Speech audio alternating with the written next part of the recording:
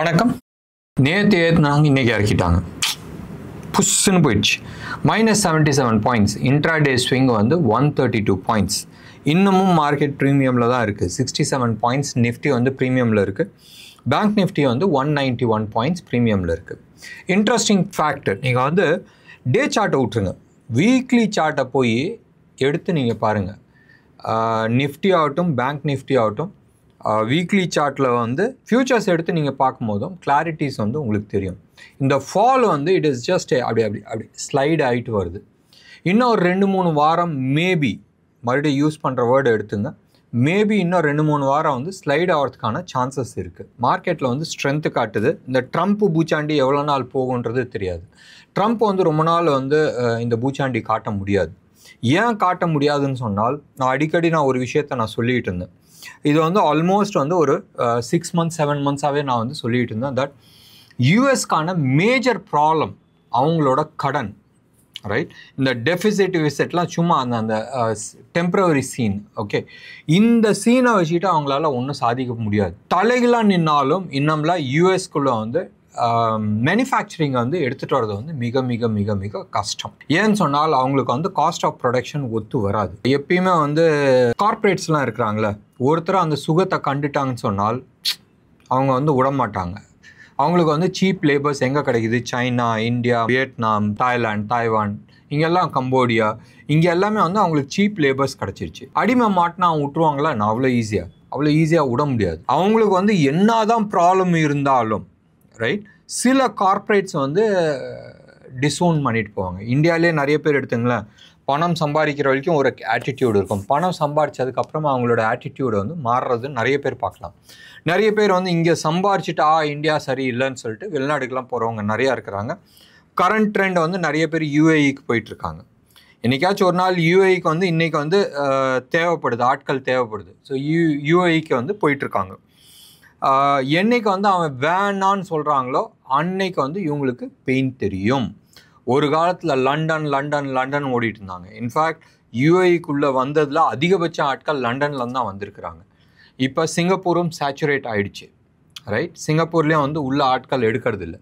So உள்ள ஆட்கள் எடுக்கும் போது என்ன பண்ணுவாங்க, உள்ளே இருக்கிற தேவையில்லாத ஆட்கள் எல்லாம் வெளியில் தூக்கி போடுவாங்க. இதே மாதிரி தான் யூஏஇலையும் ஒரு காலத்தில் வரும்.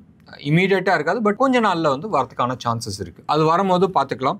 இப்போ யூஎஸோட நிலைமை இதுதான். யூஎஸ் வந்து என்னதான் நான் தான் பெரிய ஆளுன்னு சொன்னாலும் அவங்களுக்கு நிறைய கடன்கள் இருக்குது.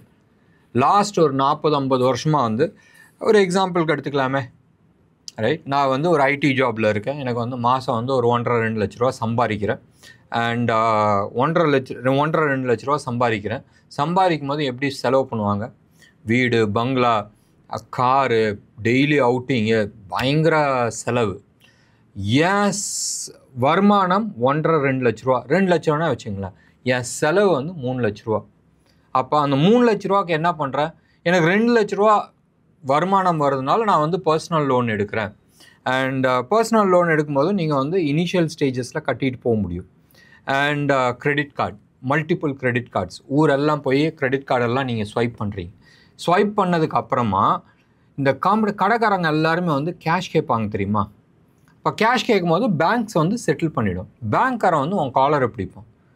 இப்போ இந்த கம்பெனி ஓனர், கம்பெனி வேணாம், இந்த பர்சன் இருக்கிறாங்க, உத்தம்னு வச்சுங்களேன், உத்தம் வந்து இந்த கடனை வாங்கிட்டு வெளியில் கட்ட முடியல சொன்னால் இந்த கம்பெனிக்காரனெல்லாம் கூப்பிட்டு வச்சு நான் சத்தம் போட்டுட்டு சீன் போட்டுட்ருக்கேன்னு வச்சுங்க. அப்போ எவ்வளோ நேரம் தாண்டா நீ சீன் போடுவ? ஒரிஜினல் ப்ராப்ளம் என்ன? உன் வருமானத்துக்கு மேலே வந்து நீ செலவு பண்ண. உன் வருமானம் 2 லட்ச ரூபா, நீ செலவு பண்ணது 3 லட்ச ரூபா. லாஸ்ட் 50 வருஷமாக வந்து இது சேர்த்துட்டு வந்திருக்க. சேர்த்துட்டு வரும்போதும் ஒரு பெரிய தொகை ஆயிடுச்சு. அந்த பெரிய தொகையை வந்து நீ என்ன தான் சீன் போட்டாலும், என்ன தான் அந்தரங்க பல்ட்டி அடித்தாலும், எண்ட் ஆஃப் த டே என்ன அது? பணம் கட்டி ஆகணும். பணம் கட்டலைன்னு சொன்னால் நாளைக்கு வந்து நீ பழைய ஆட்கள் கிடையாது. இன்றைக்கி பிரிட்டனோட நிலைமை என்ன, ஃப்ரான்ஸோட நிலைமை என்ன? ஒரு காலத்தில் வந்து உங்களுக்கு தெரியும், உலகத்தை ஆண்டவங்க. இன்றைக்கி நிலைமை என்ன? அவ்வளோதான் மேட்ரு. யூஎஸும் இதே மாதிரி தான் ரெடியூஸ் ஆகும். அவங்களோட கடனை வந்து கட்ட முடியாது. ரோல் ஓவர் பண்ணுறதுக்கான தகுதி கிடையாது. இப்போ ரோல் ஓவரில் வந்து மேஜர் அட்வான்டேஜ்னால் இன்றைக்கி வந்து இன்டர்நேஷ்னல் கரன்சியில் மேஜராக வந்து டாலர். அந்த டாலர் வந்து மதிக்காத போச்சுன்னா என்ன ஆகும்? அதனால தான் வந்து பிரிக்ஸில் வந்து டீடாலரைசேஷன் பண்ணாதீங்க, டாலரை வந்து பிரதானமாக வச்சிங்க சொல்லிட்டு எல்லாத்தையும் மிரட்டுறதுக்கு வந்து one of the main reasons. இவ்வளோ நாள் வந்து ஒரு விஷயம் நடந்துச்சு, மறைமுகமாக நடந்துருந்துச்சு. இப்போ ட்ரம்ப் அடித்த கூத்துக்கு ரஷ்யாவை வந்து அவங்களோட அசட்டை வந்து ஃப்ரீஸ் பண்ணது இதெல்லாம் எடுக்கும்போதும் எத்தனை பேர் வந்து யூஎஸ்ஐ நம்பி அங்கே கேஷ் போடுவாங்க? எஸ், இன்றைக்கும் வந்து யூஎஸ் வந்து ஒரு ஜமீன்தார்னு வச்சிங்களேன், ஒரு கிராமத்தில் இருக்கிற ஒரு ஜமீன்தாரை நம்பி போடுவாங்க. பெரிய மனுஷன்பா காசு கொடுத்துருவோன்றது. பட் எவ்வளோ நாள் போடுவாங்க? உள்ள எவ்வளோ பெரிய ஓட்டை இருக்குன்றது அந்த ஊரில் இருக்கிறவங்க நிறைய பேர் எக்ஸ்போஸ் பண்ணிகிட்ருக்காங்க. பாயிண்ட் 1. பாயிண்ட் 2, அங்கே இருக்கிற corporates, let it be apple ஆகட்டும், இல்லை செல்ஃபோன் மேனுஃபேக்சரிங் ஆகட்டும், எது வேணா இருக்கட்டுமே, அவங்கெல்லாம் வந்து என்ன பண்ண போகிறாங்க? இதுதான் பேஸ் ப்ராப்ளம். இன்றைக்கி இல்லாட்டினாலும் அடுத்த ஒரு 3 மாதம் 4 மாதம் இல்லை 6 மாதத்துக்குள்ளே வந்து அம்பேல் தான். ஏன்ட்ட வந்து கன்ஸ் இருக்குது, படபலம் இருக்குது, இதெல்லாம் முடிஞ்சு போச்சு. ரஷ்யா வந்து நேற்று ஹைப்பர்சானிக் மிசைல்ஸ் எடுத்துகிட்டு வந்திருக்கிறாங்க, which they are very clear that யூஎஸில் வந்து there is no material, right, அவர் எந்த விதமான அதை ஸ்டாப் பண்ணுறதுக்கான வழி கிடையாது. ஷார்ட் ரேஞ்ச் மிசைல்ஸும் வந்து டிப்ளாய் பண்ண போகிறாங்க. இப்போ வந்து என்ன ஆகுனா, இவ்வளோ நாள் வந்து நீ எது அடித்தாலும் நான் தடுத்துட முடியுன்ற அந்த நம்பிக்கை இருந்துச்சு. அந்த நம்பிக்கையில் வந்து இவங்க நிறைய விஷயத்த பண்ணிட்டாங்க. இன்னம்லாம் வந்து அது கவுண்டர் பண்ணுறதுக்கு வந்து ரஷ்யாவுக்கு வந்து சப்போர்ட் பண்ணுறதுக்கு நிறைய பேர் இருக்கிறாங்க. 1. 2வது வந்து பிடிக்க வேண்டிய இடத்துல சும்மா அப்படி பிடிச்சி நசுக்கி வச்சுருக்கிறான் China, rare earth. So definitely somewhere or the other US has to surrender. They have no other choice. Yes, technology advantage இருக்குது, இல்லைன்னு நம்ம சொல்ல. பட் அந்த டெக்னாலஜி அட்வான்டேஜ்லாம் வந்து ரொம்ப நாள் நீடிக்காது. They are not ahead us, say 50 வருஷம் 60 வருஷம் அஹெடில் வந்து கிடையாது. அவங்க வந்து கொஞ்சம் அஹெடாக இருக்கிறாங்க, அவ்வளோதான். அந்த ஏஐ வந்துருச்சு. ஸோ டெஃபினட்டாக அவங்களெல்லாம் பிடிக்கிறது வந்து ஒரு பெரிய மேட்டராக இருக்காது. மேபி ஒரு 15 20 30 வருஷத்துக்குள்ளே வந்து பிடிக்க முடியும். இப்போ இந்த ப்ராப்ளம் நம்ம எடுத்துக்கிட்டோன்னு சொன்னால் it is a very short term problem. அடுத்த ஒரு 4 இல்லை 5 வருஷத்தில் வந்து இந்தியாவில் வந்து we will have enough energy. எங்கேருந்து வரும்? ஹைட்ரஜனில் வந்து நம்ம மேக்ஸிமம் வந்து எடுக்கிறதுக்கான பாசிபிலிட்டிஸ் இருக்குது. எத்தனால் இருக்குது, மல்டிபிள் சோர்ஸஸ் இருக்குது. நம்ம வந்து வெறும் பெட்ரோலியம் மட்டும் நம்பி இருக்க போகிறதில்ல. நம்மளது வந்து மேஜர் சோர்ஸ் வந்து என்னவாக இருக்கும்? சோலராக இருக்கும். அடுத்தது வந்து ஹைட்ரஜனாக இருக்கும். எத்தனால் வந்து ஓரளவுக்கு வரும், ஃபுல்லாக வராது, பட் ஓரளவுக்கு வரும். மற்றது எல்லாமே இருக்குது. சிஎன்ஜி நம்ம வந்து இம்போர்ட் பண்ணுவோம். பெட்ரோலியம் ஜீரோவா, நம்மளுக்கு வந்து பெட்ரோலியமே தேவையில்லையான்னு சொன்னால் அதெல்லாம் முடியாது. இன்றைக்கி வந்து பிவிசி பைப் இருக்குது, நிறைய ஐட்டம்ஸ் இருக்குது, பிளாஸ்டிக்ஸ் எல்லாமே இருக்குது. அதுக்கு எல்லாத்துக்குமே வந்து you need petroleum, right? So petroleum வந்து மொத்தமாக விட முடியாது, பட் நம்மளோட கன்சம்ஷனை வந்து கன்சிடரபுளாக வந்து குறையிறதுக்கான வாய்ப்புகள் இருக்குது. கார்ஸ் எல்லாமே வந்து ஹைட்ரஜனில் ஓடுன்றது நான் சொல்லு, but maybe will have some kind of technology. So டெஃபினட்டாக வந்து அடுத்த ஒரு 3-4 வருஷம் it's going to be very crucial. அது வரைக்கும் ஆடுறதா ஆடிட்டுமே, ஒன்றும் பண்ண முடியாது. ருப்பி என்ன ஆகும்? இந்த 4-5 வருஷத்தில் வந்து என்ன ஆகும்? டெஃபினட்டாக வீக் ஆகிறதுக்கான சான்சஸ் இருக்குது. இன்றைக்கே நீங்கள் எடுத்து பாருங்களேன், 88 வந்து உடச்சி 88.09 88 rupees 9 பைசா வரைக்கும் போயிட்டு இப்போ ரைட் நவ் 87-85 பைசாவில் வந்து ட்ரேட் ஆகிட்டு. So new all time high touch பண்ணியிருக்கு ருப்பியை. நம்ம வந்து 92 அதுக்கான டார்கெட் கொடுத்துருக்குறோம். இன்டர்நேஷ்னல் மார்க்கெட்டை பொறுத்த வரைக்கும் யூஎஸோட நிலைமை கொஞ்சம் கஷ்டமாக தான் இருக்குது. ரைட் நவ் இந்த ப்ரோக்ராம் வந்து அரௌண்ட் 645 நம்ம ரெக்கார்ட் பண்ணுறோம். யூஎஸ் ஃபியூச்சர்ஸ் வந்து ஃப்ளாட் நெகட்டிவாக இருக்குது. மறுபடியும் நான் சொல்கிறேன், ஃப்ளாட் நெகட்டிவாக இருக்குது.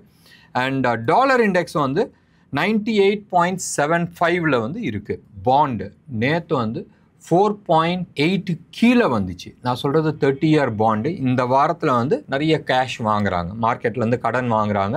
ஸோ அந்த கடனில் வந்து குறையும்ன்றது எல்லாருமே எதிர்பார்த்துட்ருக்காங்க. வெயிட் பண்ணி பார்க்கலாம். பட் டெஃபினட்டாக 4.9798 வந்து ரொம்ப நாள் சஸ்டெயின் ஆச்சு. அந்த லெவல்லேருந்து குறைஞ்சி 4.8 வந்து நின்றுட்டுருக்கு. கோல்டை பொறுத்த வரைக்கும் இன்டர்நேஷ்னல் ப்ரைஸ் வந்து கோல்டு ஏறி இருக்குது, பட் பெருசாக ஏறல. இன்றைக்கி சில்வர் பாசிட்டிவாக இருக்குது, கோல்டை பொறுத்த வரைக்கும் ஃப்ளாட்டாக இருக்குது. அதுக்கான ரிஃப்ளெக்ஷன் வந்து இந்தியன் மார்க்கெட்லேயும் காட்டியிருக்கு.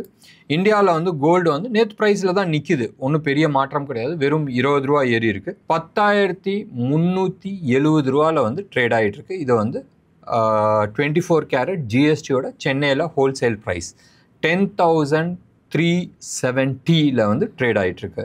சில்வரை பொறுத்த வரைக்கும் 1,16,400 வந்து ட்ரேட் ஆகிட்டு இருக்கு. மத்தியானம் வந்து அரௌண்ட் 1,17,000 பக்கமாக இருந்துச்சு. இப்போ 16,400 பக்கமாக ட்ரேட் ஆகிட்டு இருக்கு. இது 999 குவாலிட்டி ஜிஎஸ்டியோட சென்னையில் இருக்கிற ரேட்டு.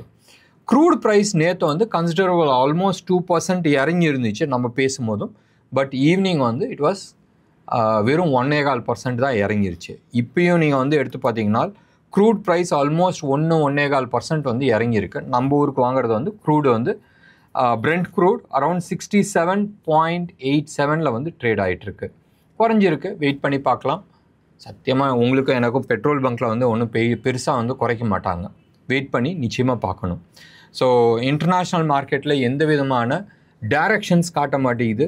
ட்ரம்ப்புக்கு அவருக்கான பிரச்சனை. நம்மளை பொறுத்த வரைக்கும் நிஃப்டி, பேங்க் நிஃப்டி நான் சொன்னேன் கவுண்டர் ட்ரெண்டில் போயிட்டுருக்கு. ட்ரெண்ட் இது, கவுண்டர் ட்ரெண்ட் இது. அண்ட் 24,400 உடைக்காத வரைக்கும் மார்க்கெட்டை வந்து அப் மூவ் ஆகிறதுக்கான நிறைய பாசிபிலிட்டிஸ் இருக்குது. ஞாபகம் வச்சுங்க, வீக்லி சார்ட்டில் வந்து இது கரெக்ஷன்ஸ் போயிட்டுருக்கு. வெரி ஹெல்தி கரெக்ஷன்ஸாக இருக்குது. ப்ராபப்ளி இந்த கரெக்ஷன்ஸ் வந்து அடுத்த ஒரு 2-3 வாரம் வந்து நம்ம எதிர்பார்க்கலாம். As per chart, right? இது ஏன் வியூ கிடையாது, வேறு அனாலிசிஸ் கிடையாது. இதே மாதிரி தான் பேங்க் நிஃப்டியும் வந்து கவுண்டர் ட்ரெண்டில் தான் வந்து போயிட்டுருக்கு. ரிலையன்ஸை பொறுத்த வரைக்கும் இந்த ஏறினதுக்கு அந்த கரெக்ஷன்ஸ் முடிஞ்சிருச்சு. ப்ரைஸ் கரெக்ஷன்ஸ் ஆல்மோஸ்ட் முடிஞ்சிச்சு. பட் டைம் கரெக்ஷன்ஸ் நடக்கணும்னு நினைக்கிறேன். ஸோ டைம் கரெக்ஷன்ஸ் முடியட்டும். பிரேக் அவுட் வரும்போது வில் டெஃபினெட்லி சே. நேற்று யூஎஸ் மார்க்கெட்டில் க்ரூட் ப்ரைஸ் குறைஞ்சிச்சு. இன்றைக்கி வந்து ஆயில் மார்க்கெட்டிங் கம்பெனி ஓரளவுக்கு வந்து நார்மலி இதான் வந்து ப்ரொசீஜர், ரைட்? ஓரளவுக்கு வந்து ஏறும்னு எதிர்பார்த்தோம். இன்றைக்கி வந்து ஆயில் மார்க்கெட்டிங் கம்பெனியாக ஹெச்பிசிஎல், பிபிசிஎல்லாம் வந்து ஒன்றும் பெருசாக மாற்றங்கள் வரலை. வெயிட் பண்ணி பார்க்கலாம். இந்த ரஷ்யா மேட்டர், க்ரூட் மேட்டர், அதனால் கொஞ்சம் கன்ஃபியூஷன்ஸ் ஓடிட்டுருக்கு. இந்தியாவை பொறுத்த வரைக்கும் மறுபடியும் நான் சொல்கிறது, அடுத்த 3-4 வருஷம் வந்து எடுத்துக்கிட்டோன்னு சொன்னால் சூப்பர் டூப்பராக இருக்குது. இந்த க்ரூஷல், இந்த பெயின் ஜோனை வந்து நம்ம க்ராஸ் பண்ணணும். இந்த பெயின் ஜோனை நம்ம க்ராஸ் பண்ணிட்டோன்னு சொன்னால் சூப்பர் டூப்பராக இருக்கும். இந்த சமயத்தில் வந்து எக்ஸிட் பண்ணுமா இல்லை கேஷில் உட்காரணுமான்றது ஒரு இண்டிவிஜுவல்ஸோட choice. But most of the corporates, மறுபடியும் யூஸ் பண்ணுற வேர்ட் ஞாபகம் வச்சுங்க, most of the corporates HNIs, right? Ultra HNIs, பெரிய பெரிய திமிங்கலங்கள்லாம் இருக்காங்களா, அவங்கெல்லாம். விஜய் கேடியா உங்களுக்கு வந்து தெரியும், அவர் வந்து he is a beautiful investor. அவர் வந்து சொல்கிறாரு 23% நான் வந்து கேஷில் உட்காந்துட்ருக்கேன். கேஷ்னால் லிக்விட் கேஷ் கிடையாது, இமீடியட்டாக அடுத்த 2 நாளில் அதை வந்து கேஷ் ஆக்கக்கூடிய ஸ்டாக்ஸு இல்லாட்டினா டெட் ஃபண்ட்ஸில் மாதிரி போட்டு வச்சுருக்கிறாருன்றது அந்த மனுஷனே சொல்லியிருக்கிறாரு. இது அவர் இந்த 30-35 வருஷத்தில் என்றைக்குமே அது மாதிரி உட்காந்ததில்லை, இதுதான் ஃபஸ்ட் டைம் நான் வந்து உட்காந்து இருக்கிறேன்றாரு. அப்போ சம்திங் ஃபிஷியாக இருக்குது. ஸோ நீங்களும் அதுக்கு தந்தாப்பில் பிளான் பண்ணுறது புத்திசாலித்தனமாக இருக்கும். நாளைக்கு ஸ்டாக் ஸ்பெசிஃபிக்காக நம்ம வந்து பேசுகிறதுக்கு எதுவுமே பெருசாக கிடையாது. ஆனாலும் நீங்கள் வந்து பாருங்கள், பிஎஸ்சி ஆகட்டும், பேடிஎம் ஆகட்டும், பிரிட்டானியா ஆகட்டும், இவங்களாம் வந்து நெகட்டிவ் சைடில் இருக்கிறாங்க. சோலார் இந்தியா, சீமென்ஸு, பிஹெச்இஎல் இவங்களாம் வந்து பாசிட்டிவ் சைடில் வந்து இருக்கிறாங்க. செக்டார் ஸ்பெசிஃபிக் வேணாம். செக்டார் ஸ்பெசிஃபிக் நம்ம எடுத்துக்கிட்டோம்னா ஒரு நாள் ஏறுது, அடுத்த நாள் கீழே இறங்கிட்டு இருக்கு. ஸோ ஸ்டாக் ஸ்பெசிஃபிக் நீங்கள் not even day chart, weekly chart, நீங்கள் வந்து அவர்லி சார்ட்டை வச்சுக்கிட்டு நீங்கள் வந்து ப்ராபப்ளி ஒரு சின்ன குட்டி ஸ்விங்ஸ் வேணால் பண்ணுங்கள். பட் அடுத்த வந்து ஒரு 3 மாதம் 6 மாதம்ன்ற பிளானிங்கில் வந்து இப்போதைக்கு போக வேணாம். ட்ரம்ப் சைடில் கொஞ்சம் கிளாரிட்டி வரட்டுமே, அதுக்கப்புறமா நம்ம பார்த்துக்கிறது புத்திசாலித்தனமாக இருக்கும். என்ன நேயர்களே, இன்றைக்கி ப்ரோக்ராம் உங்களுக்கு பிடிச்சிருந்துச்சுன்னா லைக் பண்ணுங்கள், ஷேர் பண்ணுங்கள். டெஃபினட்டாக உங்களோட கமெண்ட்டை நான் எதிர்பார்க்குறேன். நன்றி, வணக்கம்.